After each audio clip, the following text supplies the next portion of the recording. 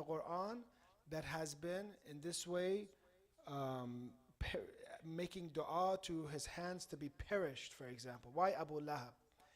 And why is it, for example, who is Abu Lahab even? Who is he? Is this his name? Is it his kunya, for example, his title? And what proximity does he have with the Prophet? What did he do to deserve to be, in a way, cursed in this way? And who is his wife? That his wife will also be bringing, a carrier of firewood. And what is this firewood the Quran is mentioning? Hammalat al-hatab.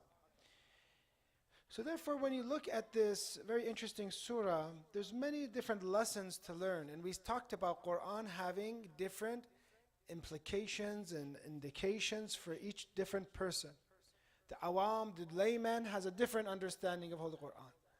The khas, that special person, the scholar, has a different understanding of Quran.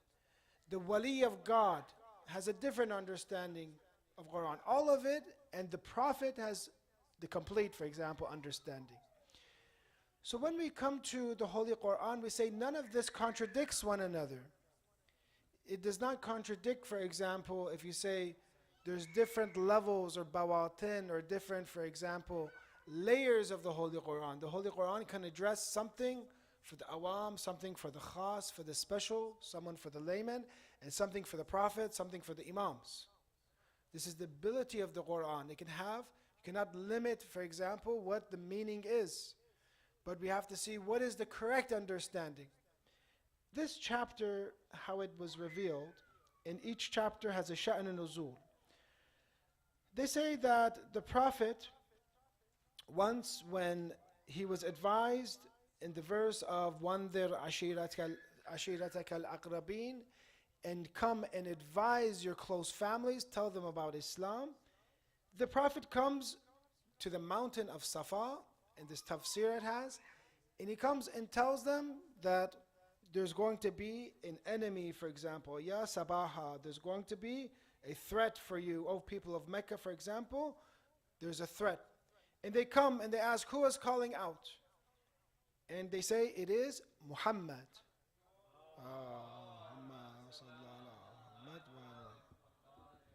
And he asks them, if I were to tell you that there are enemy horsemen behind this hill, and they're about to attack you from behind this mountain, would you believe me? And they say, yes, you have never told us a lie, Rasulullah. You have never told us a lie. Then he says that indeed I am a warner that for you that it will be a severe punishment. I'm warning of this threat. Just how if I said there's an army that's going to threaten you, also I'm warning you that there's a threat, the hellfire, for example. If a person does not believe, if a person does not act right, there's the hellfire. At that time, Abu Lahab, which is, they say, the uncle of the Prophet, comes and says this to the Prophet, Tabban lak, may you perish. This verse comes from what Abu Lahab first said. Tabban lak to the Prophet. Ama jama'tana illa lihada, you have gathered us for this. May your hands perish. Then they say at that time, that moment, the surah was revealed. That actually, Bismillah ar-Rahman ar-Rahim, Tabbat yada Abi Lahabin wa tab. Actually, the hands of Abu Lahab, and perish he. So therefore, this surah is actually one of the miracles of Rasulullah. How is it a miracle? Because it happened in the beginning of the prophethood of Rasulullah, the beginning of his message. And it's saying that, perish his hands, and he will perish. And he will himself be perished. So therefore you see that later on in life, he will explain to you, he dies the death of a disbeliever, of someone who fighted against the Prophet. And also Quran talks about the wife of Abu Lahab. And says also about her, that, just how he will enter the hellfire, she will carry the firewood. She will carry the firewood. Both these individuals were disbelievers, and we'll talk about this philosophical question. It's very important later on tonight. Can Allah have knowledge of something beforehand, and yet people be free to perform however they want to? Or if God knows something, are they forced to, because the surah was revealed, are they forced to be bad and go to hell so they don't disprove the Quran? So this is an interesting theological discussion. So we see about Abu Lahab that we continue. First, why the hands? We ask why hands, for example. Why tabbat yada? Allama Tabatabain al-Mizan gives some reasoning here. He says that basically what are hands used for? What you gain usually is from your hands. What you do. Your hands are sometimes strength. Yad means power, for example. Yad means capability. Your arms, for example. Your arms means capability that you can, for example, do something. So when Quran says tabbat yada abi lahab mutab, he mentions here that this can mean that any result gained that one gains from his hands, may it be at loss, may it perish. Whatever he gains with his hands. Sometimes we have something like that too in the Farsi language, for example. Sometimes when we curse someone, for example, in a bad way, like his hands break, for example. Here it's tabbat yadahu, may his hands perish, because the hands, we understand, are what gains a person. That's what he needs in order to prosper. So when you take someone's hands away, they cannot do anything. They're incapable. Then what tab means that himself, the second tab, so there's two tabs. So tab means basically to perish. One is his arms perish. The other is that may he himself perish. May he be at loss. May he be deprived from everlasting happiness. So this is a serious dua. Person says, Allah is Arhamur Rahimeen. Okay, he said tabbat, to the Prophet. Now why Allah comes and reveals this verse, his hands, himself, may he be, for example, perish. What's going on here? And this brings us to one debate that I want to bring, because when you look at the Quran mentions, why don't you do tadabbur? Why don't you think about Quran? This is one instance where Allah is in a way cursing, depriving his rahmah from one individual who is alive. He's alive when this surah is revealed. Abu Lahab is alive. So the question is this: why would Allah curse someone who is alive? Why doesn't, for example, Allah forgive him? Why doesn't Allah allow him, for example, to have a chance? Why this language to Abu Lahab? Let's talk a little bit about what Abu Lahab used to do. In Tafsir Namuna or Amthal, says, I was in the marketplace of Dhul Majaz in Arafat, Mecca, near Arafat in Mecca, when I saw a young man claim, there is no God but Allah, and you will succeed. Say, there is no God but Allah, you will succeed. Say this, and tuflahu, you'll be successful. Then behind him was a man throwing stones at the legs of the Holy Prophet, Rasulullah. Now, if you don't want to listen to Rasulullah's call, that's one thing. Now you're his own uncle. He is coming, Abu Lahab, and he's throwing stones at the legs of Rasulullah until his legs were bleeding. He was injuring Rasulullah while shouting, "Oh people, do not believe in him, for he is a liar." Narrator says, I asked, who is this man? They said, it is Muhammad. Allahumma salli ala Muhammad. They said, who is this old man? They say, it's his uncle, Abu Lahab. Abu Lahab, which is here, we understand that he is family with the Prophet. So this was the life of Abu Lahab. This is what he would do.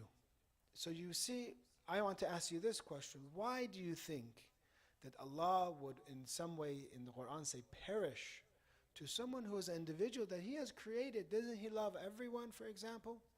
And sometimes we have this, mindset, and it's completely false, that why do we have cursing in Islam? Why do we have la'an in Islam? Because if you look at verses throughout the Quran, maybe 30, 40 times, we have la'an and cursing throughout the Quran. It says, for example, that we are the la'inun. The hadith, when the Quran mentions we are la'inun, the la'inun curse them. The tradition says, we are them, Ahlul Bayt, we are the la'inun. Why would Allah curse?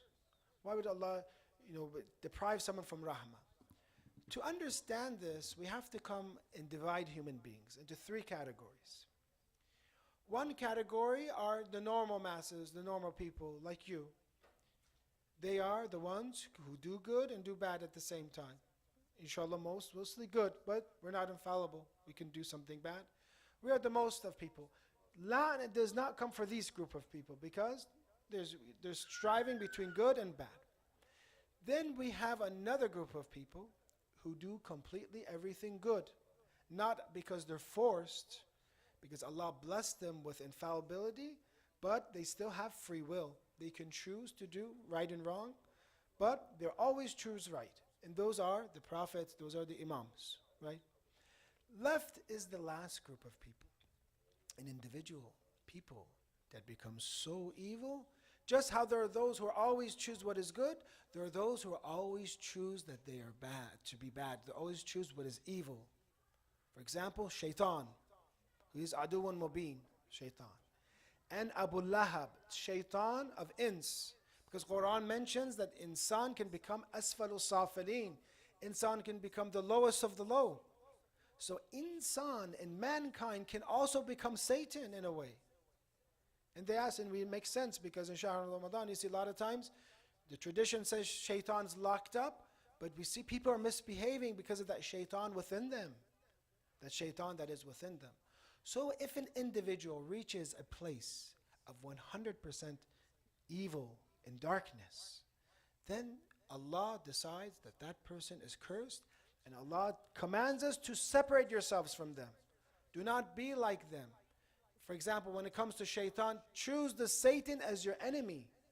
You cannot be friends with shaitan and say, oh Allah, for example, Satan is alive right now. Does he have free will? Yes or no? Yes. Can he do tawbah if he wanted to? Yes, Allah would accept his tawbah, he won't. But even though he's alive and he has ikhtiyar, we are commanded to curse him. Because Allah knows that he is a threat to you. Don't be fooled. Don't be simple. Know your enemies. Know the deception of shaitan. Know those who shaitan influences in the world and the shayateen of ins. Know who they are and separate yourselves from them. Now one issue that comes, some say, well then can I curse whoever I want? For example, boss does not give me a raise, I curse him too, for example. Or someone cuts me off in the freeway coming to masjid, I'm fasting and I'm late. Can I curse them too? Because, for example, he's not praying, he's not fasting.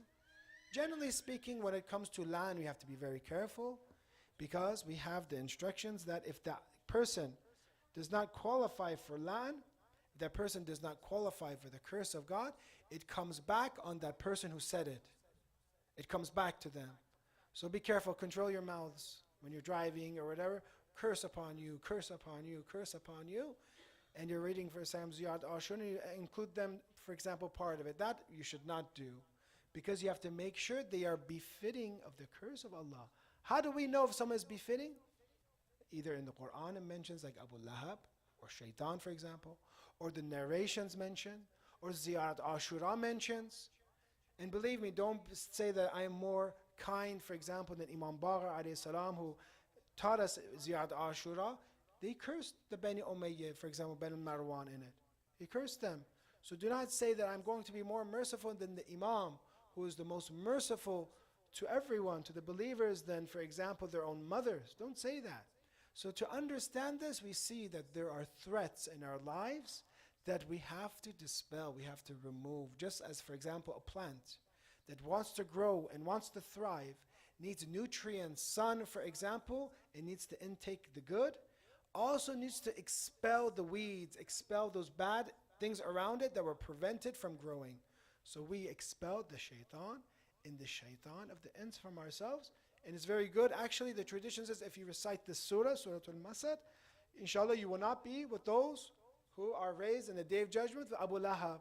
You won't be in that. You'll be in the other category. You go to heaven. So remember these two components, attraction and repel.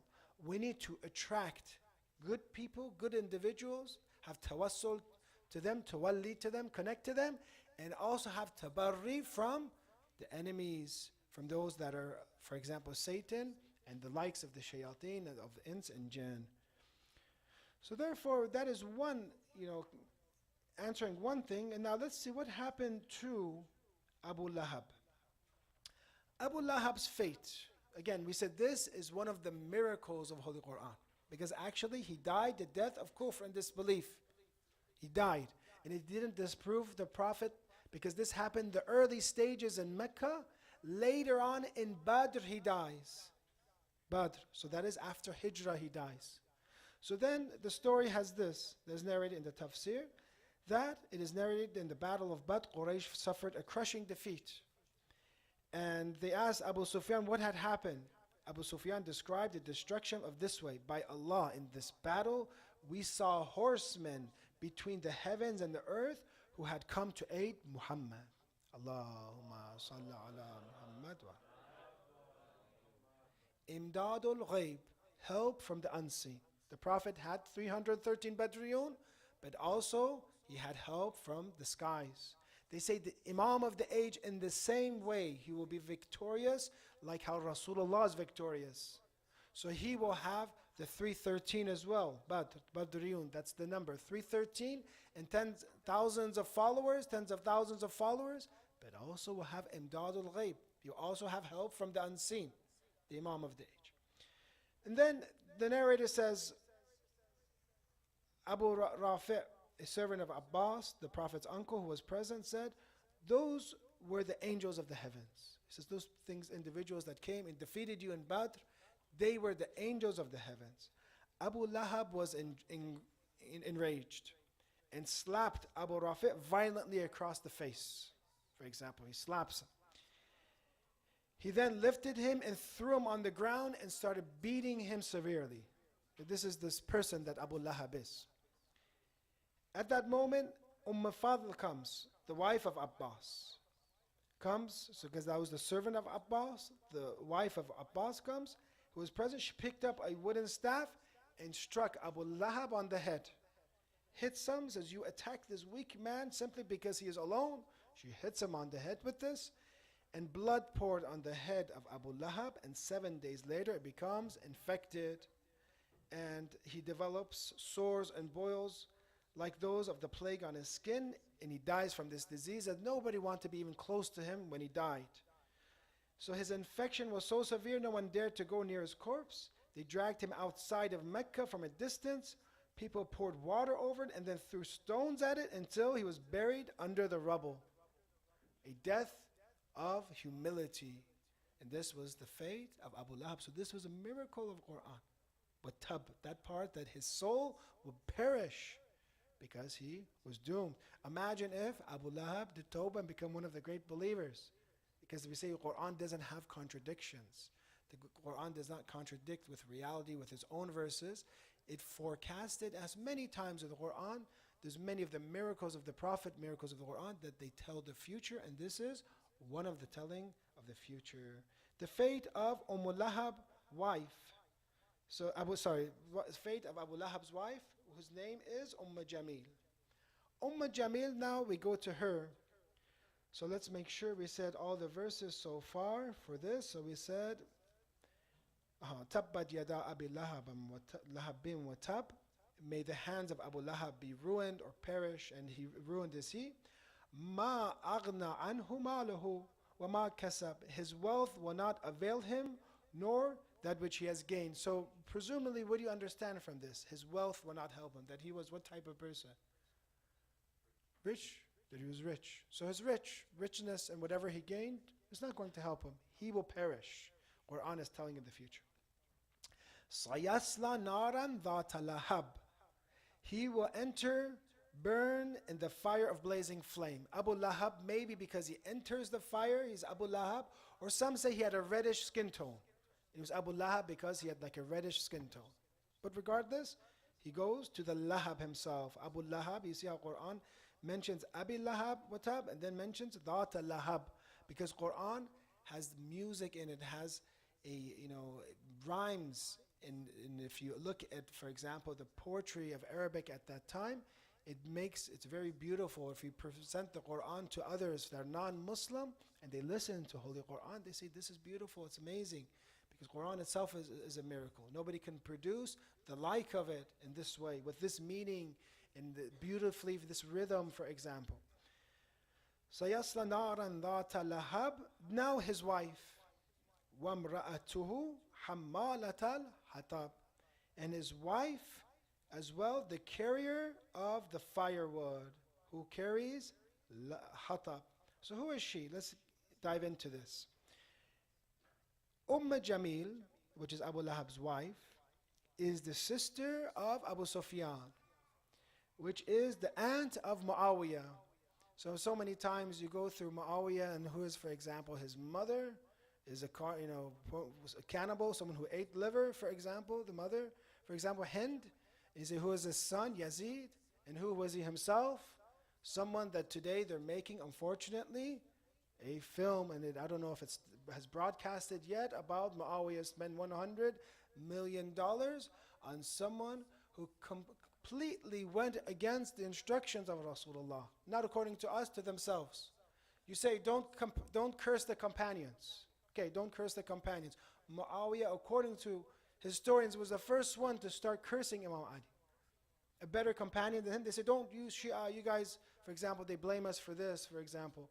Well, look, what about Muawiyah? He curses Imam Ali. He starts this, and for tens of years, maybe almost 100 years, they curse Imam Ali alayhi salam. Even in nations like Iran, Isfahan, no offense to those who are from Isfahan, they say the command comes that stop cursing Imam Ali alayhi salam. They say Isfahan, at that time was Sunni. They said, give us 6 months. Give us 6 months. We're used to this, sunnah that we have of cursing. They say once this khatib of the Umayyads forgot to curse Imam Ali alayhi salam, he stopped right there and said, I will curse him 1,000 times. And they built a masjid, in masjid, for example, la'an or something. The masjid of cursing, or la'an. Because this is a blessed place. This is where Ali ibn Abi Talib was cursed 1,000 times, for example. This is the situation. And this is what we are facing today, that they're making films about Muawiyah. Not only, obviously, cursing is terrible, but the second, khuruj, and rebelling against the Khalifa of the time. Number two, according to you, we say he is the Imam of the age. But you say he is the Khalifa of the age. How can somebody fight against the Khalifa? Do you yourself accept? And you say that, for example, you want to make a movie about him. So therefore we see that, alhamdulillah, from what I understood, the seminary of Al-Azhar, which is more moderate, and to show you that these are only a select group, these Wahhabis, Salafis are a select group of people. Al-Azhar, which is the actual main powerhouse in the Islamic seminaries of Ahlul Sunnah, Al-Azhar gives a statement that is not allowed. They banned this movie that's about Muawiyah, even though they're Sunni, for example, because they love Amir al-Mu'mineen alayhi salam. So the Humma Salla ala Muhammad wa ali Muhammad. So Muawiyah, who is he himself? Someone who, even when it comes to Sunni narrators and scholars like Nasa'i has, one of the 6 main books. They come to him, they say, why did you write this book, Ikhtisas, about Amir al-Mu'mineen alayhi salam? Why did you write Fada'il of Imam Ali? Why don't you, in Sham, when you went, why don't you write about Muawiyah? Also write a book about Muawiyah, the hadith, the Fada'il of Muawiyah, talk about him. And then he mentions that this, one of the main sources of the 6 main books of Ahlul Sunnah, says that the only tradition I know of him or remember of him is that Rasulullah cursed, may he never become full. May he never become full. This is his fadilah, that he would always eat, and eat, overeating. They came and hid him until they killed him, and he was killed, a Sunni alim, who was killed for the love of Amir al-Mu'mineen alayhi salam by the name of Nasa'i. So therefore we see this is the fadilah of Muawiyah. If they want to make a movie, they should do something like this, like you can eat buffet, for example. This would be a good movie for him, for example. But anyways, we see that his son is Yazid, his father is Abu Sufyan, and now the aunt of Muawiyah is Jamil. So very good family. So therefore, what is Hamalat al-Hatab? Why is she carrying firewood? Why is she carrying firewood? Some say that this is literal, because she used to carry thorny bushes and scatter them at the Prophet's path so that it can go under his holy feet. She would put thorns. Look at this, what they used to do. Or it's figurative, meaning that she used to gossip and slander, as she used to spread false rumors and incite hatred. Just as firewood fuels a fire, she would start these rumors. So these are, both of them are very terrible. 3, maybe it is a symbol of greed. Because of her wealth, she was extremely stingy and refused to help the needy, for example. Or 4, it's her burden in the hereafter. This is all from Ayatollah Mike Haram Shirazi. The 4th is that on the day of judgment, she'll carry the burden of the day of judgment. Then we have fi jidiha hablun min masad. We'll get into this. I want to make sure that we didn't skip anything. Yes, the last ayah, which is the 5th. So now we get into what is this masad. So fi jidiha, jid here means neck. Masad refers to a rope woven with palm fibers. So they indicate a type of rope she will be punished in hell. The roughness of the fibers, the heat, the fire, and the weight of iron, for example. This is how she will be punished. Again, 2, they say it's metaphorically, since wealthy women took expensive necklaces, and this verse humiliates her, that instead of having jewel-studded necklace, she'll have a rope of palm fiber on her neck. Okay? The 3rd is another reason for punishment is that Jamil once swore to sell her valuable necklace and spend the money to oppose the Prophet. So I will sell my necklace and you can use this to fight against Rasulullah. Because of this, Allah replaced this luxurious jewelry with the rope of palm fire and the hell. Now, we see that, again, this is another prophecy that we know that these verses were in Mecca, and therefore we understand that this important question is, does Allah's knowledge, and I was asked this at a different center from the youth, from one person, does when Allah knows of our future and knows what will happen to us, does this invalidate free will? The fact that he knows that, for example, Abu Lahab and his wife will be in the hellfire, will fail in this world, will be miserable people, does this invalidate free will? Or the fact that does God know if you will go into heaven or hell? Does he know this or not? Yes, of course. He knows everything. Does the fact that he knows you going into heaven or hell, it showed that everyone goes into heaven, does this invalidate my free will? I was explaining to him that knowledge is separate than free will. The fact that someone knows something doesn't mean you're forced to do it. The fact that God knows the outcome doesn't mean that you're forced to do something bad. Let's say the example they give is a teacher. Teacher has good students, has knowledge that, look, this student has been coming to class every day, learning, memorizing, doing homework, and all the quizzes, perfect. I know on the final, they're going to pass at least. I know. Teachers say this. I know that they'll pass. Then there's another student that never comes to attend class, is always sleeping, disruptive, and in all the quizzes and so forth, everything fails. Teacher knows for sure there's no way this person is going to, because I'm giving, for example, a hard exam or whatever, I'm giving a normal exam. There's no way this student will pass. Question, did teacher, when that student fails, did teacher force that student to fail or no? Yes or no? No, did not.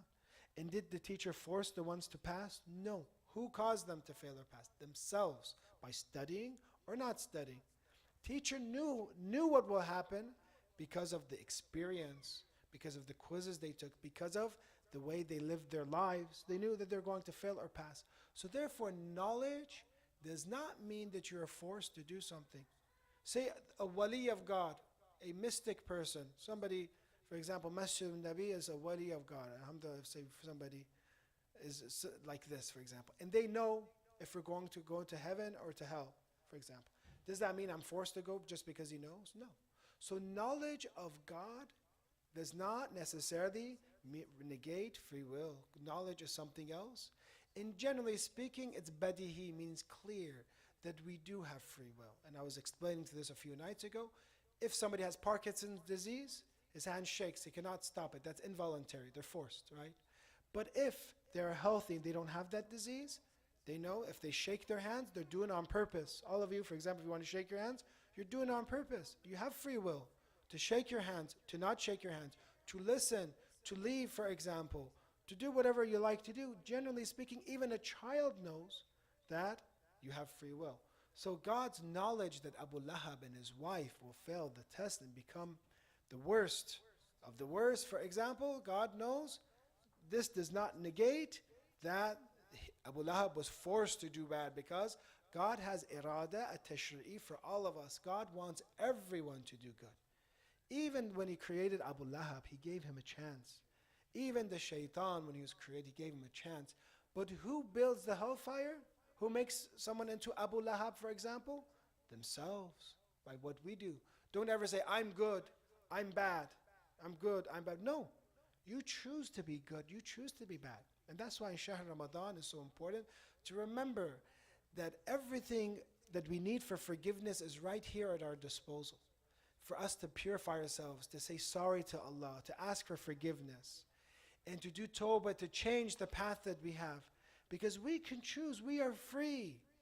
Especially as those who follow the Shia and followers of the Prophet and his family, we say we have free will, and there's also, yes, determinism in some actions, but generally speaking, we are free to choose if I'm going to obey Allah or not, and that makes sense.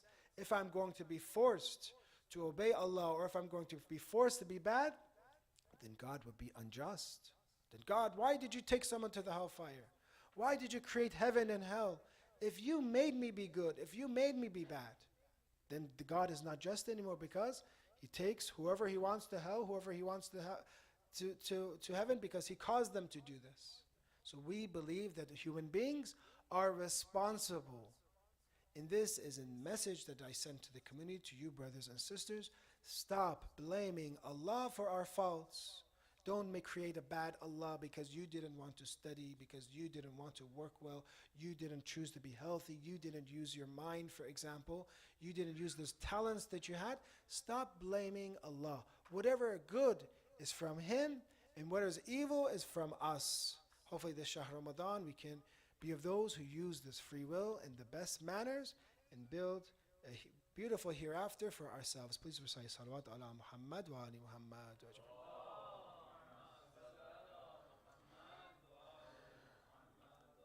We ask Allah to cure all of those who are sick. Help all of the mustada'afeen and oppressed, inshallah.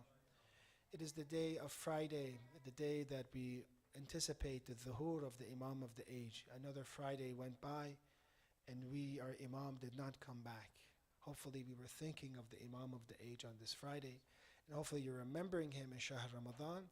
Ya Allah, we ask you to be the companions of the Imam of the age, inshallah, and to expedite his return. Inshallah, with a salawat ala Muhammad wa ali Muhammad.